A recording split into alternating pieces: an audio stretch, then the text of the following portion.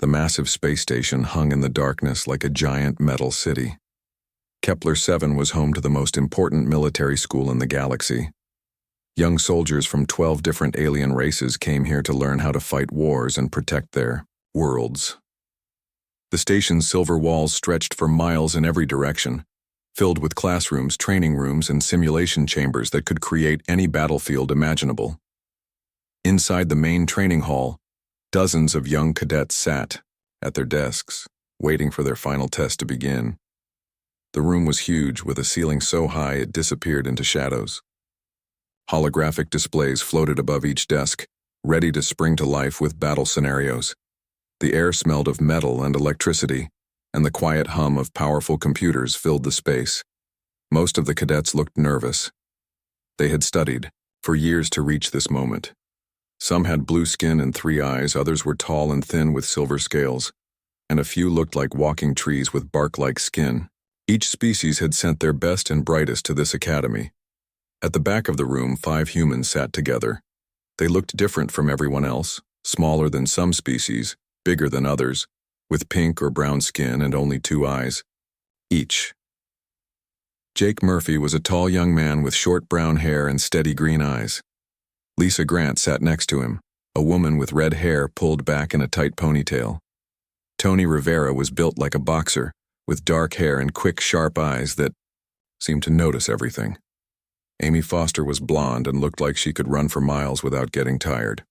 Carl Jackson was the biggest of the group, with broad shoulders and hands that looked like they could break things without trying. The other cadets whispered among themselves in their various languages. The humans had only been at the academy for 6 months. Their planet, Earth, had been discovered recently by the galactic community. Most of the alien students thought humans were interesting but probably not very good at warfare. After all, humans came from what the galaxy called a death world, a planet so dangerous that most other species would die just from breathing the air or drinking the water. Instructor Zalthek walked to the front of the room. He was a Catherian, which meant he looked like a giant mantis with 4 arms and skin that changed colors when he was thinking hard. He had been teaching military strategy for over 200 years and had trained some of the best generals in the galaxy.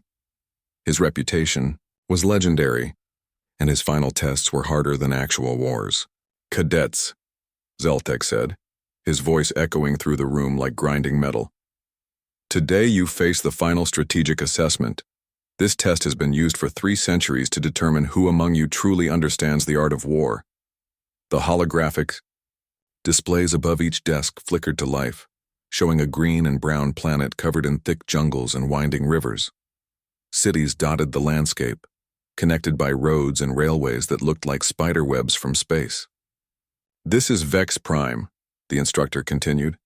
"You will command rebel forces fighting against an oppressive planetary government. Your enemy controls the cities, the military, and most of the resources. You start with nothing but a small group of fighters hiding in the jungle." Several alien cadets nodded. This was exactly what they had trained for. Guerrilla warfare was a well-studied subject, with rules and strategies that had been tested across hundreds of real conflicts. "The simulation runs in real time," Zalthek explained.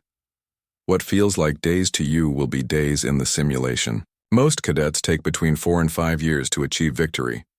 The record for fastest completion is 3 years and 2 months, set by a Vorthani cadet 15 years ago." Years. The word hung in the air like a challenge. This was not a test. You could finish quickly. It required patience, careful planning, and slowly building your strength while avoiding the enemy's superior forces. "You must win the hearts and minds of the population," the instructor said. "You must gather resources without alerting the government. You must train your forces in secret and choose your battles carefully. Move too fast and you will be crushed. Move too slow and you will never gain enough strength to win." The alien cadets began studying their displays intently. Some were already making notes about potential base locations and recruitment strategies. The Vorthani students, with their methodical minds, started creating detailed timelines for their campaigns. The Nexari cadets began analyzing population centers and resource distributions. The humans looked at their displays too, but they seemed more interested in other things. Jake was studying the planet's weather patterns. Lisa was looking at industrial sites and power plants. Tony was examining the transportation network that connected all the cities. Amy focused on the planet's geography, paying special attention to mountain ranges and river systems. Carl was reading about the planet's economy and what resources they exported to other worlds. "You may begin," Zalthek announced. Immediately, the alien cadets started spreading their forces across the virtual continent. They selected hidden jungle bases, began recruiting sympathizers in small villages, and started the slow process of building a rebel network. This was textbook guerrilla warfare. Start small, stay hidden, and gradually grow stronger. The humans did something different. Instead of splitting up their forces, they kept them together. Instead of hiding in the jungle, they moved to a position where they could see everything: the cities, the roads, the power plants, and the military bases. They sat in a circle around their shared holographic display, talking quietly among themselves. Other cadets glanced over at the humans with confusion. This was not how you were supposed to start a guerrilla campaign.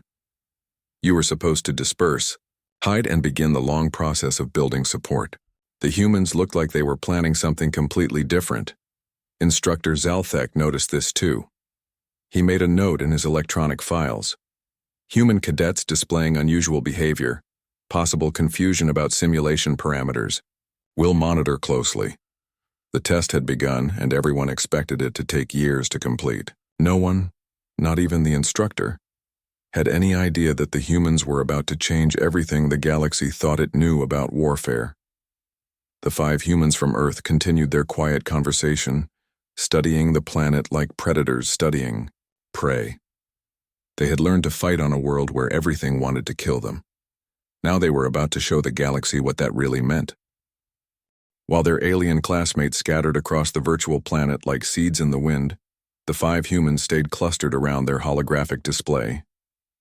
The other cadets had already begun the traditional approach, finding hiding spots in thick jungles, making contact with unhappy villagers, and starting the slow work of building a secret army. This was how every successful guerrilla campaign had been fought for thousands of years. The humans ignored all of that. Jake pointed at the floating image of Vex Prime, his finger tracing lines across the planet's surface. "Look at this power grid," he said quietly. 3 main power plants supply electricity to the whole planet.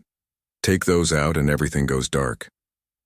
Lisa leaned forward, studying the industrial centers that glowed like bright dots on the display. "It gets worse," she said. "All their manufacturing is concentrated in 5 cities. No backup production anywhere else. One good hit and they can't make weapons, vehicles, or even basic supplies." Tony was focused on something else entirely. His eyes followed the transportation network that connected every major city on Vex Prime. "Check out these supply lines," he whispered. "Everything flows through Port Vexus. Food, fuel, military equipment, it all goes through one central hub. Cut that and the whole planet starves." Amy had pulled up weather data and was studying it with the intensity of a scientist. "There's a massive storm system building in the Southern Ocean," she said. "Category 3 hurricane equivalent. It'll hit the main continent in 6 days. Winds strong enough to knock down buildings." Carl was deep in economic reports, scrolling through pages of trade data and resource information. "Their entire economy depends on rare earth mining," he said. "They ship everything off-world through an orbital elevator. That's a single point of failure right there. No elevator, no economy, no way to buy weapons or supplies from other planets." The conversation continued in hushed tones, with each human adding pieces to a puzzle that was becoming clearer by the minute. They weren't looking for ways to hide from their enemies. They were looking for ways to destroy everything their enemies needed to survive.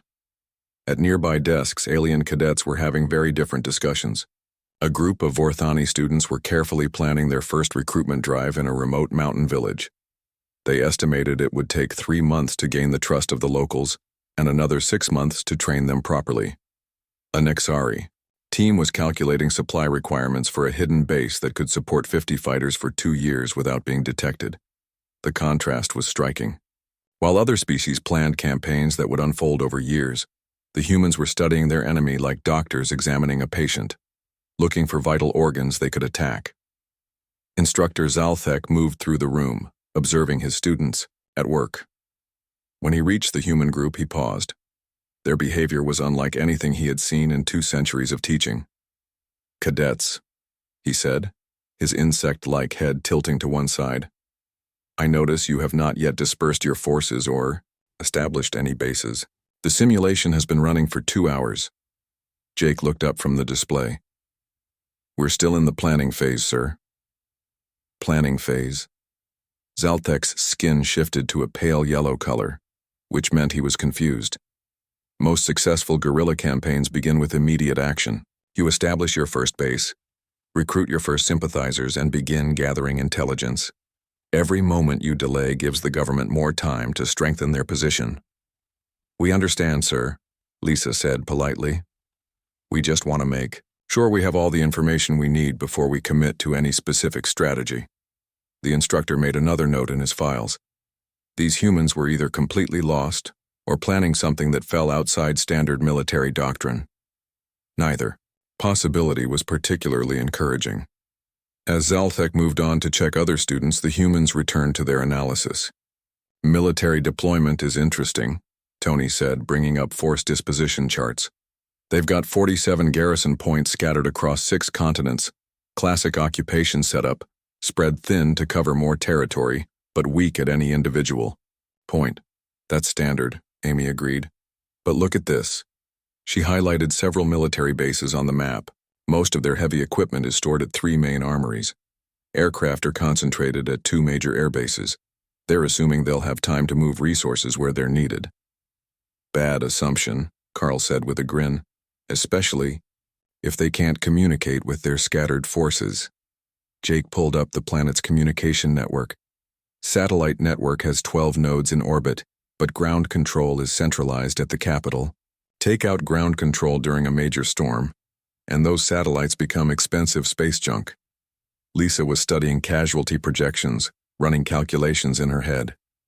"If we time everything right, we can minimize civilian deaths. The population centers have storm shelters that can protect them from the hurricane. Military installations are more exposed. Government buildings too," Tony added. "They built most of their command centers above ground for easier access. Great for normal operations, terrible for surviving major storms." As the hours passed, other cadets began implementing their carefully planned strategies. Virtual rebel groups started appearing in remote locations across Vex Prime. Small-scale recruitment began in isolated villages. Supply caches were established in hidden jungle locations. Everything proceeded according to established guerrilla warfare doctrine. The humans continued to study and plan. By the end of the first day, most alien cadets had established at least one secret base and begun their first recruitment efforts. Progress was slow but steady, exactly as expected for the beginning of a multi-year campaign. The human cadets had not moved a single virtual soldier. "This is highly irregular," Instructor Zalthek commented to his teaching assistant, a young Catherian named Veltar.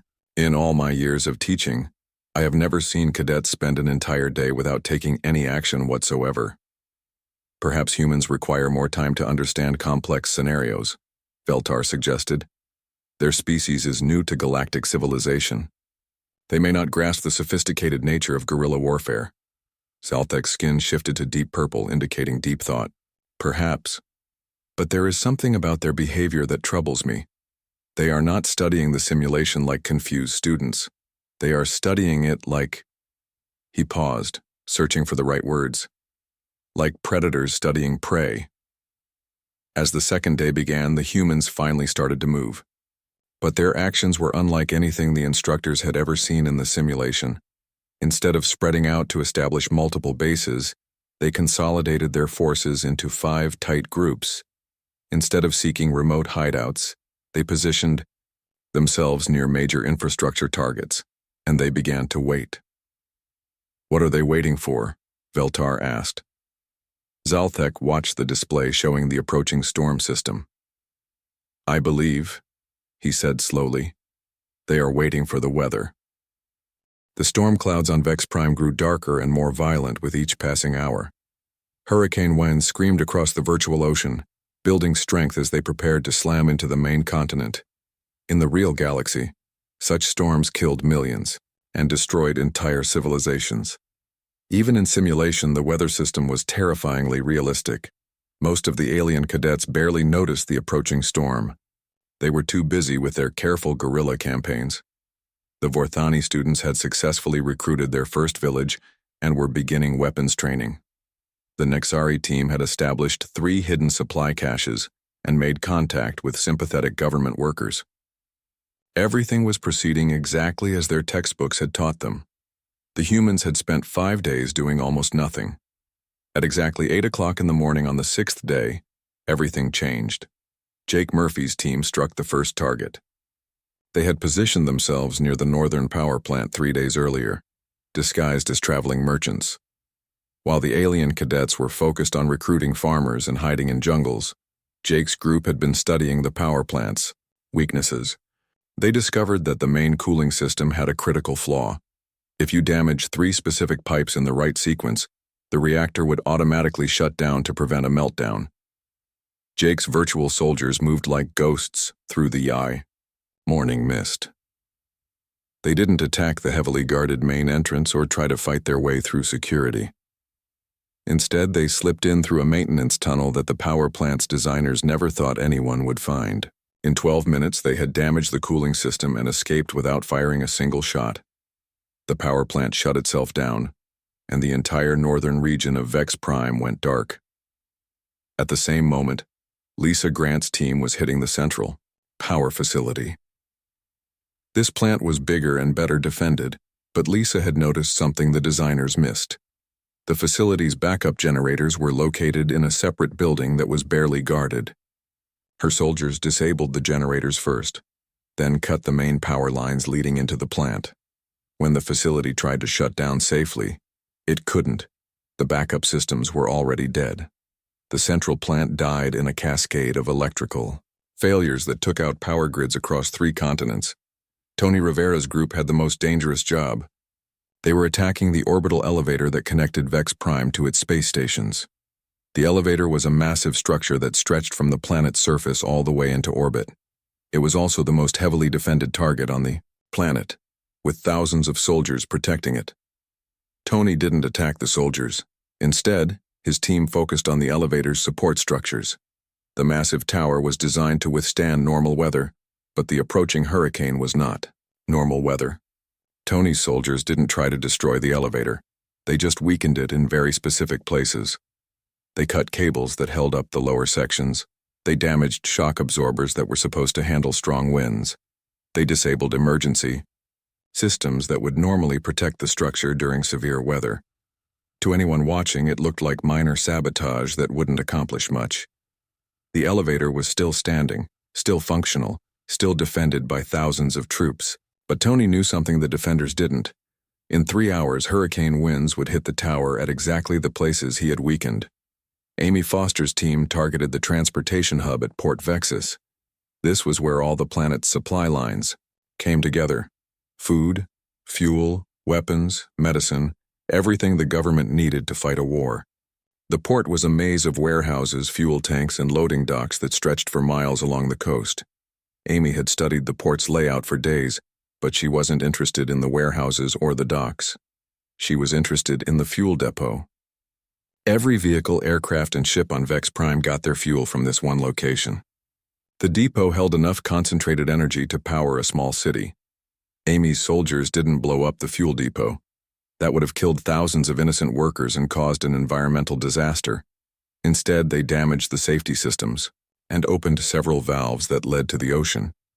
When the hurricane winds arrived, static electricity from the storm would ignite the fuel vapors that were now leaking into the air. The resulting explosion would destroy the depot, but the fuel itself would burn cleanly over the water instead of creating a toxic inferno on land. Carl Jackson had the strangest target of all. While his teammates were attacking infrastructure, Carl's team was hitting the planet's main communication center. This was the facility that controlled all satellite communications between Vex Prime and the rest of the galaxy. It was also the center that coordinated all military communications across the planet. Carl's attack was the most subtle of all. His soldiers didn't destroy the communication center, they reprogrammed it. Using techniques that only humans seem to understand, they inserted new code into the system's computers. When the hurricane hit, and power fluctuations began affecting the communication grid, Carl's program would activate.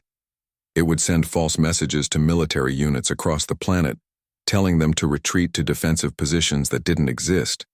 It would order supply convoys to deliver resources to rebel forces instead of government troops. It would create chaos in the enemy's command structure at the exact moment when clear communication was most important. All 5 attacks happened within 30 minutes of each other. At 8:30 in the morning, the planet's power grid began failing. At 8:45, the orbital elevator started swaying dangerously in the rising winds. At 9 o'clock, the transportation hub erupted in flames as leaked fuel ignited. At 9:15, military units across the planet began receiving contradictory orders from their command structure. And at 9:30, the hurricane made landfall. The storm hit Vex Prime with the force of nature unleashed. Winds that could flip. Over battle tanks slammed into the weakened orbital elevator. The massive structure, already damaged by Tony's sabotage, couldn't handle the additional stress. It collapsed in sections, each piece falling like a giant spear into the planet's capital city. The debris destroyed government buildings, military headquarters, and the main spaceport. In minutes, the planetary government lost its connection to space, its military command center, and its ability to coordinate any kind of response. With the power grid down, the government couldn't operate traffic lights, run hospitals, or maintain basic services. With the communication system compromised, they couldn't coordinate their scattered military forces. With the transportation hub destroyed, they couldn't move supplies or reinforcements. With the orbital elevator gone, they couldn't call for help from other planets. The simulation's artificial intelligence tried to compensate. It generated emergency response protocols and backup command structures. It attempted to restore communications and reroute power systems. But the humans had anticipated this too. Their attacks were designed to cause cascading failures that would overwhelm any backup system. At exactly 10 o'clock in the morning, 32 minutes after the attacks began, something happened that had never occurred in the simulation's 300-year history. A message appeared on every cadet's display. Government forces unable to maintain resistance, planetary authority collapsed, population declares support for rebel forces, simulation terminated, rebel victory achieved. Thai guy. Test was over. The humans had won a 5-year war in 30 minutes. In the training hall, complete silence fell over the room.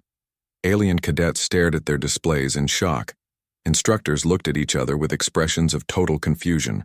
The 5 humans sat quietly, looking slightly surprised by all the attention they were getting. "Well," Jake said finally, "that was easier than we expected." The silence in the training hall stretched for what felt like forever. Hundreds of alien cadets sat frozen at their desks, staring at displays that showed impossible results. The simulation that was supposed to take years had ended in 30 minutes. The test that had challenged military minds for 3 centuries had been solved by 5 humans who looked as surprised as everyone else. Instructor Zaltek was the first to move. His forearms twitched nervously as his skin shifted through several colors: yellow for confusion, red for alarm, and finally settling on deep purple for serious concern. He had taught at this academy for over 200 years and had never seen anything like this. "Computer," he said, in a voice that cracked slightly. "Run full diagnostic on simulation system." The Academy's main computer replied in its calm, electronic voice. "All systems functioning normally. No errors detected. Simulation parameters operating within acceptable ranges." "Then explain how the test was completed in 30 minutes, Zalthek demanded. "Rebel forces achieved decisive strategic victory through coordinated infrastructure attacks. Government command structure collapsed. Population support shifted to rebel forces. Standard victory conditions met." A Vorthani instructor named Klix stood up from his observation post. His tall, thin body was shaking with what looked like anger. "This is impossible," he said. "The simulation has been tested for 3 centuries. No force can achieve victory this rapidly. These humans must have found some kind of computer error to exploit. Perhaps they hacked the system, suggested Professor Vind, a Nexari with silver scales and large, intelligent eyes. Their species is new to our technology. They might not understand that cheating is not acceptable. Other instructors began voicing their own theories. Some thought the humans had misunderstood the rules. Others believed there was a flaw in the simulation software. A few suggested that the test should be restarted with different parameters. But Commander Kate Roberts, the only human instructor at the academy, stood up slowly from her seat at the back of the room. She was a middle-aged woman with gray hair and scars on her hands that told stories of real battles fought on real worlds. She had come to the academy as part of an exchange program between Earth and the galactic military community. "There's no hack," she said quietly. "No computer error. No cheating." Her voice carried across the silent room like a cold wind. "That's just how humans fight wars." The alien instructors turned to stare at her. Zaltek's skin shifted to bright orange, which meant he was very confused and getting angry. "Explain," he demanded. Commander Roberts walked slowly to the front of the room, passing rows of shocked alien cadets who watched her like she was some kind of dangerous animal. She stopped next to the main holographic display, which still showed the ruins of Vex Prime's government. "You designed this simulation based on your understanding of warfare," she said. "But your species have never had to fight the kind of wars we fight on Earth." She gestured to the display showing the collapsed orbital elevator and the burning transportation hub. "You assume that combatants will try to minimize collateral damage. You assume they'll want to preserve infrastructure for future use. You assume they'll fight what you call a clean war."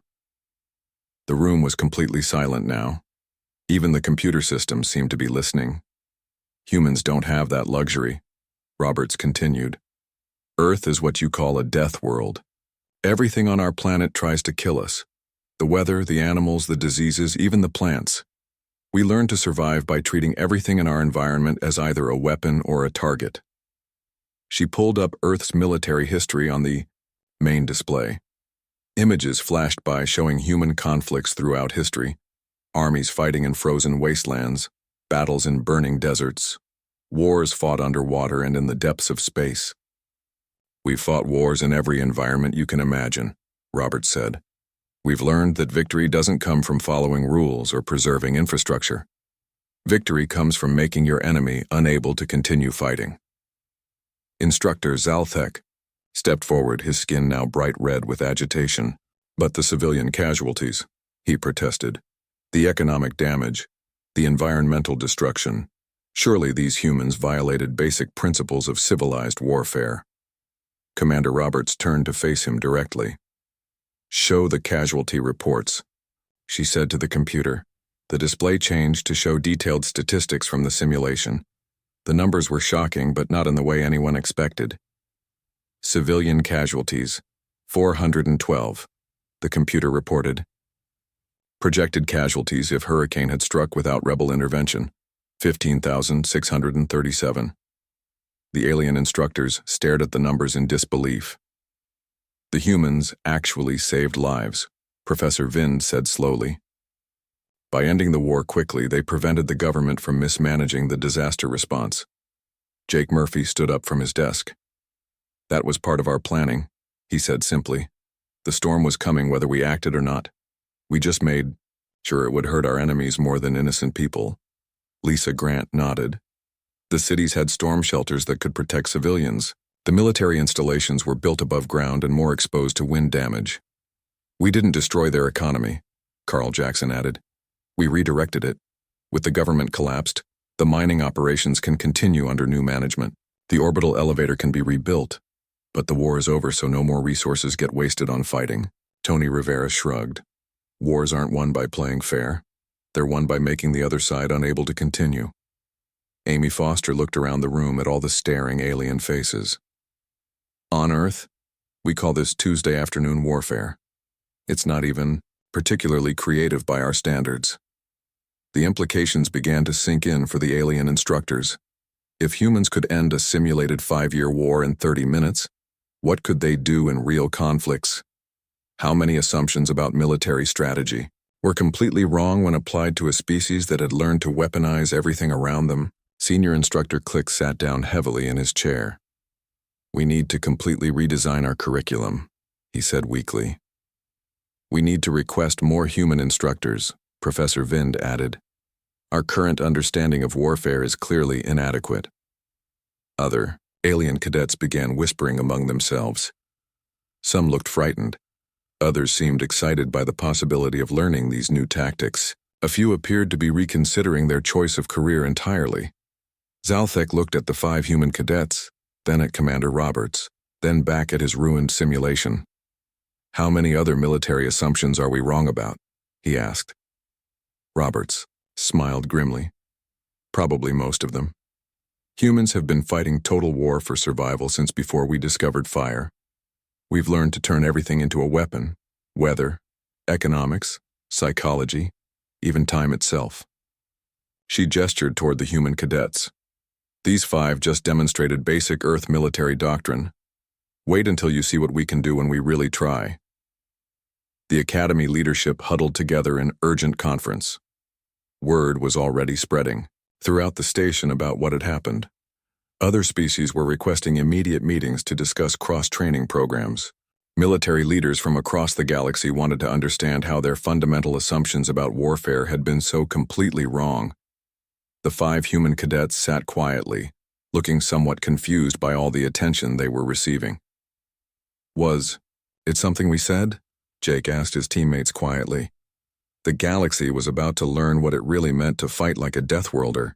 3 hours after the simulation ended, the entire Academy was in chaos. Word had spread through the massive space station like wildfire. Instructors from every department rushed to the training hall to see the impossible results for themselves. Military leaders from a dozen different species demanded emergency meetings to understand what had happened. The 5 human cadets found themselves surrounded by curious alien students asking endless questions. How did they know the orbital elevator would collapse? Why did they target civilian infrastructure instead of military bases? How could they plan such a complex operation in just 5 days? "It wasn't that complex," Jake said for the 20th. "Sorry, sir. We just looked for things that would break the easiest." But the alien students couldn't understand this simple explanation. To them, warfare was about careful planning, slow progress, and following established rules. The idea of treating everything as a potential weapon was completely foreign to their way of thinking. Commander Roberts stood before the Academy's Emergency Council, facing military leaders who represented the most powerful civilizations in the galaxy. General Thexavar of the Vorthani fleet sat with his 3 eyes focused intently on her. Admiral Zephlon of the Nexari Space Command had her silver scales arranged in patterns that showed deep concern. Even representatives from the peaceful Kalari systems had come to hear about these new human tactics. "Commander Roberts," General Thexvar said in his deep, rumbling voice, "we need to understand what we witnessed today. Are all human military forces capable of this kind of strategic innovation?" Roberts considered the question carefully. "What you saw today was basic human military thinking," she said. "These cadets used standard Earth warfare doctrine. They identified critical vulnerabilities, planned coordinated strikes, and leveraged environmental factors to maximize their effectiveness." "But the speed," Admiral Zephlon protested. "No military force can achieve such decisive results so quickly. It violates every principle of strategic warfare." "It violates your principles," Roberts corrected. "Human military doctrine is based on different assumptions. We learned to fight on a world where hesitation means death. Every animal, every storm, every disease is trying to kill us. We don't have the luxury of slow, careful campaigns." She brought up a new display showing Earth's geography and climate. The alien leaders gasped at what they saw. Massive hurricanes that could destroy entire continents. Volcanic eruptions that blocked out the sun for years. Earthquakes that could split mountains in half. Predators that hunted in coordinated packs and could kill creatures 10 times their size. "Your species evolved on worlds that are relatively safe," Roberts continued. "You developed military strategies based on the idea that you have time to plan, time to build up your forces, time to execute careful maneuvers. Humans never had that luxury. General Thexvar leaned forward in his chair. Are you saying that human military superiority comes from your dangerous environment? I'm saying that human military thinking comes from necessity, Roberts replied. When everything around you is trying to kill you, you learn to kill it first. When natural disasters can wipe out your entire civilization, you learn to use them as weapons instead of just surviving them. The implications were staggering. If humans could routinely achieve what had happened in the simulation, then every military doctrine in the galaxy needed to be reconsidered. Wars that were expected to last years might end in days. Defensive strategies that had worked for millennia might be completely useless. Back in the training hall, the 5 human cadets were trying to explain their tactics to a group of fascinated alien students. The key is systems thinking, Lisa explained to a cluster of Nexari cadets. Don't just look at individual targets. Look at how everything connects. Find the connections that hold the whole system together, then break those connections. A young, Forthani student named Kellix raised his hand. But what about honor in battle? What about giving your enemy a fair chance to fight back? Tony snorted. Fair fights are for sports. In real war, fair fights get people killed. The point is to win as quickly as possible with the fewest casualties on both sides. But you destroyed their entire infrastructure, another student protested. How is that minimizing casualties? Amy pulled up the casualty reports again. Look at the numbers. Our attack killed 400 people. If we had fought a traditional 5-year guerrilla campaign, millions would have died. Which approach actually saves more lives? The alien students struggled with this concept. Their societies valued honor, fairness, and following established rules. The human approach seemed brutal and ruthless, even though it actually resulted in fewer deaths. Carl tried a different explanation. Think of it like removing a cancer, he said. You don't try to fight the cancer fairly. You don't give it a sporting chance.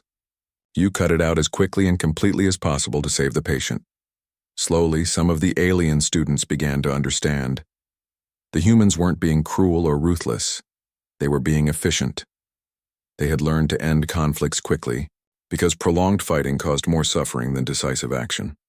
Word of the day's events spread beyond the academy. Military colleges on 100 different worlds requested copies of the simulation data. Defense ministers wanted to know if their current strategies would be effective against human-style tactics. Some species began requesting military exchange programs with Earth, but not everyone was pleased with these developments. A faction of traditional military leaders argued that human tactics were barbaric and violated the established laws of civilized warfare. They demanded that humans be excluded from joint military operations until they learned to fight properly. This attitude changed quickly when someone ran a computer simulation showing what would happen if different species tried to fight humans using traditional tactics. The results were even more one-sided than the Academy test. Species that relied on slow, methodical campaigns would lose entire fleets before they realized they were under attack. Late that evening, as the space station finally began to quiet down, the 5 human cadets sat together in the Academy's observation lounge. Through the massive windows, they could see stars stretching out into infinity. Somewhere among those stars was Earth, the dangerous world that had taught them to fight the way they did. Do you think we're in trouble? Amy asked. Some of the instructors looked pretty upset. We just did what we were trained to do, Jake replied. It's not our fault their test wasn't designed for humans. Lisa was reading reports on her tablet about the galaxy's reaction to their victory. Says here that 6 different species want to establish military training programs with Earth, and the Galactic Defense Council wants to hire human strategic advisors. Good, Tony said. Maybe now they'll understand that there's more than one way to fight a war. Carl was looking out at the stars, thinking about home. You know what's funny? Back on Earth, what we did today would be considered pretty basic stuff. Wait until they see what our real military can do. The 5 humans sat in comfortable silence, watching the stars and wondering what their little demonstration would mean for the future of galactic warfare. They had come to the Academy to learn about fighting among the stars. Instead, they had taught the galaxy a new way to think about war itself. Tomorrow, the real education would begin. For everyone.